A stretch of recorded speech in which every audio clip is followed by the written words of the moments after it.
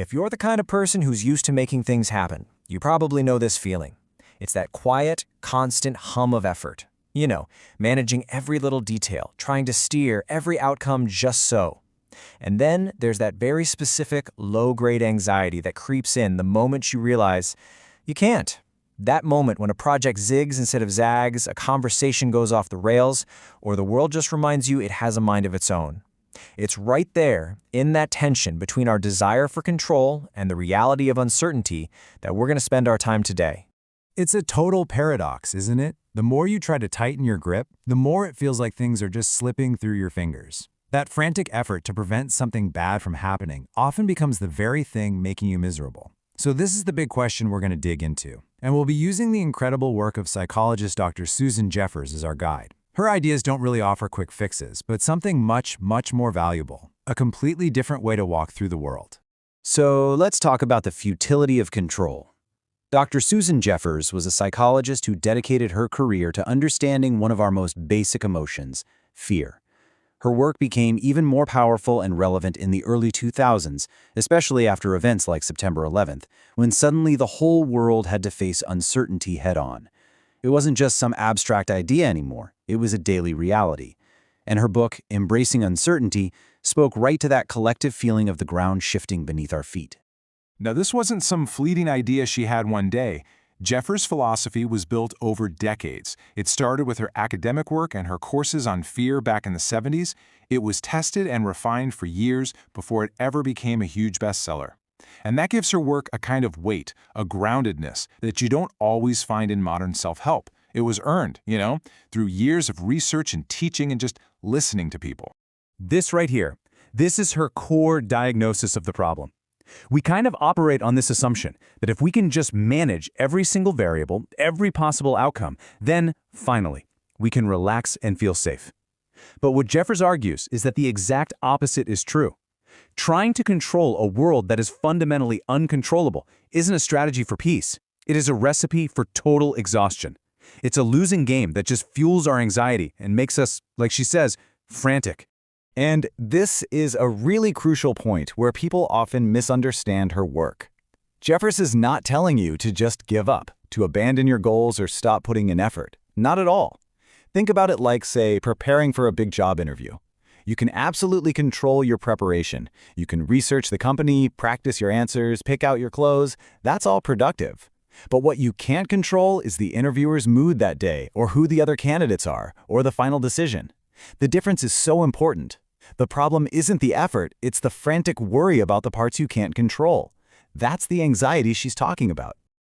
Okay, so if trying to control everything on the outside is a trap, what's the alternative? This brings us to Jeffers' solution, which is actually pretty counterintuitive. It has nothing to do with a better strategy for controlling the world. Instead, it's all about a massive shift in focus, away from what's happening out there and toward what's happening in here. It's a pivot from managing the world to trusting yourself. This is a pretty blunt statement, and it flies in the face of so much self-help advice, which kind of sells this fantasy of a life without any pain or difficulty. Jeffers is just really honest about reality. Bad things happen. We can't build a fortress around our lives to keep uncertainty out. Trying to do that just sets us up for failure.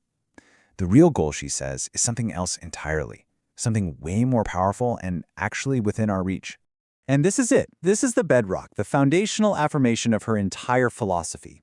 True security, she argues, doesn't come from having things like a safe job or a perfect plan. All that stuff is external, and it can all change in a heartbeat. Real, lasting security comes from trusting our internal ability to handle things no matter what they are. It literally moves the source of your strength from the outside world to deep inside yourself. Let's just break this phrase down, because it's so subtle. I can handle it isn't wishful thinking. It's not pretending that everything's going to be fine. It's a quiet, solid statement of trust in yourself. It's the belief that you have the internal resources, the resilience to bounce back, the creativity to find another way, the ability to learn, to navigate whatever life throws at you. The power isn't in the outcome, it's in your trust that you can respond. Now, to actually make this feel real and put it into practice, Jeffers gives us a simple but really powerful model of the mind. She suggests that we think about our inner world as this constant conversation between two different voices, two competing parts of ourselves. And just understanding these two voices is the first step to choosing which one you're going to listen to. So on one side, you've got the lower self. And we all know this voice. It's the one that whispers, "What if I fail? They're going to find out I'm a fraud. I can't do this." It's that chatter of fear and blame that keeps us stuck, overthinking everything. But then, on the other side, there's the higher self. This is the voice that says, "Okay, this is a challenge, but I'll learn something from it. Whatever happens, I'll handle it." It's the part of us that trusts, that sees a chance for growth, and that gives us the power to act, even when we're afraid. Now, it is so important to get this right. This is not about superficial positive thinking. The goal is not to somehow get rid of the lower self. That voice of fear is part of being human. It's a survival instinct, and it's probably not going anywhere. The real work, the thing you practice every day, is to consciously, deliberately choose which voice gets to be in the driver's seat. It's a disciplined mental shift from reacting out of fear to responding from a place of trust. It's not about denying reality at all. For Dr. Jeffers, this whole philosophy wasn't just some theory she came up with. It was put to the ultimate test in her own life, forcing her to actually live her own teachings in the most direct way possible. And this is where her ideas really come alive. When she was in her 40s, she was diagnosed with breast cancer. And she remembered lying in bed after the surgery, having this direct conversation with herself. I mean, she had been teaching these ideas for years, about saying yes to life, about seeing everything as an opportunity, about handling whatever comes. And now, here was life, asking her to prove it, not to an audience, but to herself. This was the choice she laid out for herself. She could be the victim, asking why me and just focusing on the fear and the loss, or she could accept the reality of what was happening and deliberately choose how she would respond. And she chose the latter. She focused on the love she was getting from her friends, which she might have missed if she was only focused on the pain. She let the experience make her relationship with her future husband even deeper. She even found moments of dark humor in it. She wasn't denying the pain, she just chose to find the growth that could exist right alongside it. This intensely personal philosophy, it doesn't exist in a bubble. It actually connects directly to one of the most profound psychological thinkers of the 20th century. Someone Jeffers considered her greatest mentor, and whose work gives these ideas an incredibly powerful foundation. That mentor was Viktor Frankl, the psychiatrist and Holocaust survivor who wrote the masterpiece, Man's Search for Meaning. The connection here is so direct, and it grounds Jeffers' practical advice in one of the deepest traditions of humanistic psychology. I mean, Frankl didn't just write theories about resilience, he lived it under the most extreme conditions you can possibly imagine. Frankl, writing from the unimaginable horror of a concentration camp, realized that even when everything is stripped away from you, your home, your dignity, your health, your family, there was one thing that could never, ever be taken from a person. He called it the last of the human freedoms. And it's this: the power to choose your response, your attitude in any situation. Here's the full quote that had such a huge impact on Jeffers. And when you remember that this was written by a man who had lost literally everything, the words just carry this incredible weight. This isn't some nice-sounding platitude. It's a truth that was forged in the fire of suffering. Our internal response is the one place where we are and always will be in charge. So this is the crucial point. Choosing your attitude does not mean ignoring pain or pretending injustice isn't happening. Frankl never, ever suggested that. It means taking full responsibility for your reaction to those things.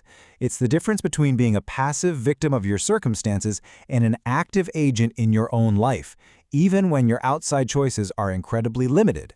And that's where all our power is.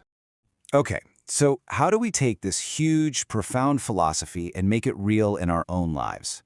You know, when we're facing our own uncertainties, a tough conversation, a career change, a health scare, well, it all comes down to a really simple, quiet, daily practice. It's not about big, dramatic gestures. It's about small internal shifts. The whole practice really distills down to this two-step mental process. So the next time you feel that knot of anxiety in your stomach, that urge to control an outcome, just try this. First, just acknowledge the reality without any judgment.